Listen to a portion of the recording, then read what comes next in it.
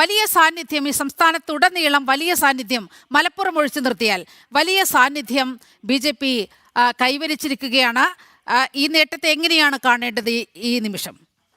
തീർച്ചയായിട്ടും കഴിഞ്ഞ ലോക്സഭാ തെരഞ്ഞെടുപ്പിൽ BJP 20% വോട്ട് 2 അക്ക നിയോജക മണ്ഡലങ്ങളിൽ 1ാം സ്ഥാനം ഒരു MP എന്നുള്ള നിലയിൽ എത്തിക്കാൻ വേണ്ടിയിട്ട് ഭാരതീയ ജനതാ പാർട്ടിക്ക് സാധിച്ചിട്ടുണ്ട്. വലിയ വളർച്ചയാണ് ആ കാലഘട്ടത്തിൽ BJPക്ക് ഉണ്ടായത്. അതിൻ്റെ ഒരു തുടർച്ച പഞ്ചായത്ത് തെരഞ്ഞെടുപ്പിൽ നിലനിർത്തുക എന്ന് പറയുന്നത് വളരെ പ്രധാനമാണ്. കാരണം നമുക്കറിയാം ലോക്സഭാ തെരഞ്ഞെടുപ്പിൻ്റെ അതേ പാറ്റേൺ ആയിരിക്കില്ല ലോക്കൽ ബോഡി തെരഞ്ഞെടുപ്പുകളിലേക്ക് വരുമ്പോൾ നടക്കുന്നത് എന്നുള്ള കാര്യം. അപ്പോൾ ആ ടെമ്പോ നിലനിർത്തുക എന്ന് പറയുന്നത് വളരെ പ്രധാനമാണ്. തീർച്ചയായിട്ടും തിരുവനന്തപുരം കോർപ്പറേഷൻ നേടിയതിലൂടെ നമുക്ക് ആ ടെമ്പോ നിലനിർത്താൻ സാധിച്ചിട്ടുണ്ട്.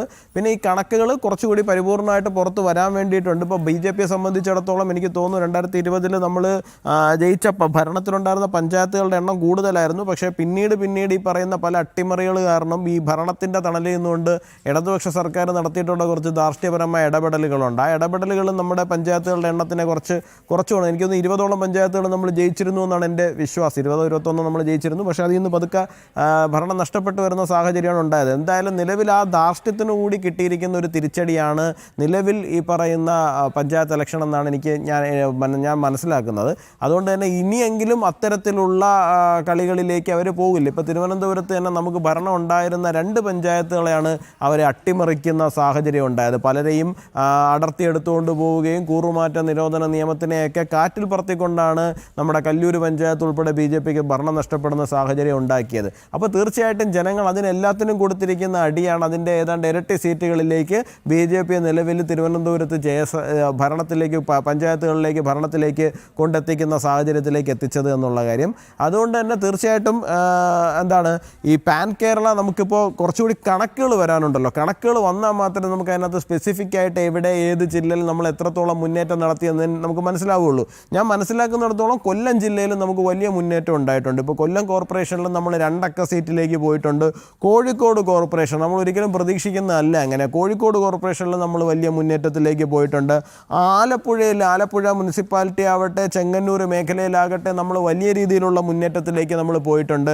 ചെങ്ങന്നൂർ നിയോജക മണ്ഡലത്തിൽ പെടുന്ന പല പഞ്ചായത്തുകളിലേക്ക് നമ്മൾ ഭരണത്തിൽ വന്നിട്ടുണ്ട് എന്നാണ് ഞാൻ മനസ്സിലാക്കുന്നത്. മധ്യ കേരളത്തിലേക്ക് എത്തിക്കഴിഞ്ഞ് കഴിഞ്ഞാൽ എറണാകുളം ജില്ലയിൽ നമ്മൾ എറണാകുളത്ത് തൃപ്പൂണിത്തുറ മുനിസിപ്പാലിറ്റി പിടിക്കുന്ന എറണാകുളം കോർപ്പറേഷനിൽ അത്ര വലിയ മുന്നേറ്റത്തിലേക്ക് പോയില്ലെങ്കിൽ പോലും തൃപ്പൂണിത്തുറ മുനിസിപ്പാലിറ്റി പിടിക്കാൻ വേണ്ടിയിട്ട് നമുക്ക് സാധിച്ചിട്ടുണ്ട്. തൃശ്ശൂരിൽ പല പഞ്ചായത്തുകളിലേക്ക് നമുക്ക് ഭരണത്തിൽ വരാൻ വേണ്ടിയിട്ട് സാധിച്ചിട്ടുണ്ട്. അപ്പോൾ എക്രോസ് ദി കേരള BJP ഭരണത്തിലുള്ള പഞ്ചായത്തുകൾ മുനിസിപ്പാലിറ്റികൾ അതുപോലെ പ്രധാന പ്രതിപക്ഷത്തിരിക്കുന്ന മുനിസിപ്പാലിറ്റികൾ ഇതിൻ്റെയൊക്കെ എണ്ണം വർദ്ധിപ്പിക്കുവാൻ വേണ്ടിയിട്ട് നമുക്ക് സാധിച്ചിട്ടുണ്ട്. അത് കുറച്ചുകൂടി സ്പെസിഫിക് ആയിട്ട് കണക്കുകൾ വന്നു കഴിഞ്ഞാൽ നമുക്ക് കുറച്ചുകൂടി ആധികാരികമായിട്ട് ആ വിഷയത്തിനകത്ത് സംസാരിക്കാൻ വേണ്ടിയിട്ട് സാധിക്കും. മാത്രമല്ല യുവരാജ്, ഇപ്പോൾ CPM കുറ്റിച്ചൂലിനെ നിർത്തിയാൽ പോലും വിജയിക്കുമെന്ന് പറഞ്ഞ ഒരു വാർഡാണ് കോഴിക്കോട് മേയർ ബീന ഫിലിപ്പിൻ്റെ വാർഡ്. അവിടെ NDA സ്ഥാനാർത്ഥി TA റെനീഷാണ് വിജയിച്ചത്. അവിടെ കാണേണ്ട വിജയം എന്ന് പറയുന്നത് മുഹമ്മദ് റിയാസിൻ്റെ വളരെ അടുപ്പക്കാരനായ ഒരാളാണ് TA റെനീഷിനെതിരെ മത്സരിച്ചത്. അവിടെ റെനീഷിന് വിജയിക്കാൻ കഴിഞ്ഞു എന്ന് പറയുമ്പോൾ നമുക്കറിയാം ഈ SDPIയുടെയൊക്കെ വലിയ ധാരണകൾ, അതുപോലെ CPM പോപ്പുലർ ഫ്രണ്ടുമായിട്ടൊക്കെ വലിയ കൈകോർക്കൽ ഉണ്ടായ ഒരു സ്ഥലമാണ് ഈ മലബാറിലെ പല കേന്ദ്രങ്ങളും എന്ന് നമുക്കറിയാം, പ്രത്യേകിച്ച് കോഴിക്കോടൊക്കെ. അപ്പോൾ അവിടെയുണ്ടായ വലിയ മാറ്റം, ഏതാണ്ട് 12 സീറ്റിലേക്ക് കോഴിക്കോട് വിജയിച്ച് കയറുമ്പോൾ അവിടെയുണ്ടായ ഒരു മാറ്റം എന്ന് പറയുന്നത് ഈ ഇടത് വലത് മുന്നണികളുടെ കൃത്യമായ ഈ ന്യൂനപക്ഷ പ്രീണനം യഥാർത്ഥത്തിൽ ഹൈന്ദവ ജനതയടക്കം തിരിച്ചറിയുന്നു എന്നുള്ളതാണ്. അത് വലിയൊരു മാറ്റമല്ലേ സൂചിപ്പിക്കുന്നത്? തീർച്ചയായിട്ടും അത് തന്നെയാണ് ഞാൻ പറഞ്ഞു വന്നത്. കാരണം വെച്ചാൽ ജനങ്ങളെ സംബന്ധിച്ചിടത്തോളം അവർ ഈ സർക്കസ് കണ്ട് മടുത്തു. കാരണം ഏതെങ്കിലും ഒരു വിഭാഗത്തിനെ പ്രീണിപ്പിച്ച് കഴിഞ്ഞാൽ മീൻസ് ഒന്നുകിൽ ഇടതിനോടൊപ്പം അല്ലെങ്കിൽ വലതിനോടൊപ്പം എന്നുള്ള നിലയിൽ ഈ പ്രീണന രാഷ്ട്രീയം കുറേ കാലമായിട്ട് കേരള ജനത കണ്ടുകൊണ്ടിരിക്കുകയാണ്. അവർക്കതിനകത്ത് വലിയ മടുപ്പും ഉണ്ടായിട്ടുണ്ട്.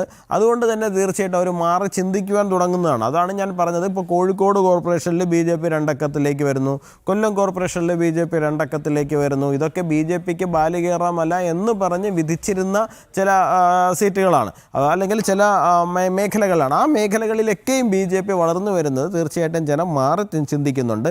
എന്തുകൊണ്ട് മാറി ചിന്തിക്കുന്നു എന്ന് ചോദിച്ചു കഴിഞ്ഞാൽ ഈ പറയുന്ന ജമാഅത്തെ ഇസ്ലാമി ഉൾപ്പെടെയുള്ള സംഘടനകളെ പ്രീണിപ്പിച്ചുകൊണ്ട് ഇവർ രണ്ടുപേരും പരസ്പരം ഇപ്പം എന്താണ്, ഒരാൾക്ക് ഇത്തവണ പ്രീണിപ്പിക്കാൻ കിട്ടുന്നുണ്ടെങ്കിൽ അടുത്ത തവണ മറ്റൊരാൾക്കാണ് എന്നുള്ളതാണ്. ആരാണ് തങ്ങളെ കൂടുതൽ സന്തോഷിപ്പിക്കുന്നത് അവർക്കൊപ്പം തങ്ങൾ പോകും എന്ന് പറയുന്ന അവസ്ഥയിലാണ് ഈ പറയുന്ന റാഡിക്കൽ ഇസ്ലാം ഓർഗനൈസേഷൻസ് മുഴുവൻ നിലനിൽക്കുന്നത്.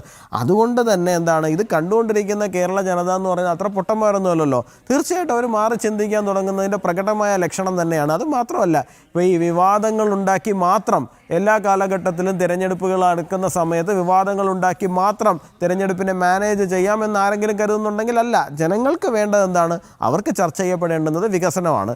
അത് നിലവിൽ BJP കൃത്യമായിട്ട് അവർക്ക് മുമ്പിൽ വെച്ചിട്ടുണ്ട്. വാർഡ് വികസിത സമിതികൾ, പഞ്ചായത്ത് വികസിത സമിതികൾ, ഇതെല്ലാം കൃത്യമായിട്ട് ജനങ്ങളുടെ മുമ്പിൽ വെച്ചു. ഓരോ പഞ്ചായത്തിനെയും വികസിത പഞ്ചായത്ത് എന്നുള്ള നിലയിലാണ് അവതരിപ്പിച്ചത്. ഓരോ വാർഡിനെയും വികസിത വാർഡ് എന്നുള്ള നിലയിലാണ് അവതരിപ്പിച്ചത്. ഓരോ മുനിസിപ്പാലിറ്റിയും വികസിത മുനിസിപ്പാലിറ്റി എന്നുള്ള നിലയിലാണ് അവതരിപ്പിച്ചത്. അത് പൊതുജനം ഏറ്റെടുത്തു എന്നുള്ളതാണ്. തീർച്ചയായിട്ടും അതിൻ്റെ ഒരു പ്രതിഫലനം കൂടിയാണ് നമ്മളിപ്പോൾ കണ്ടുകൊണ്ടിരിക്കുന്നത്. യെസ്.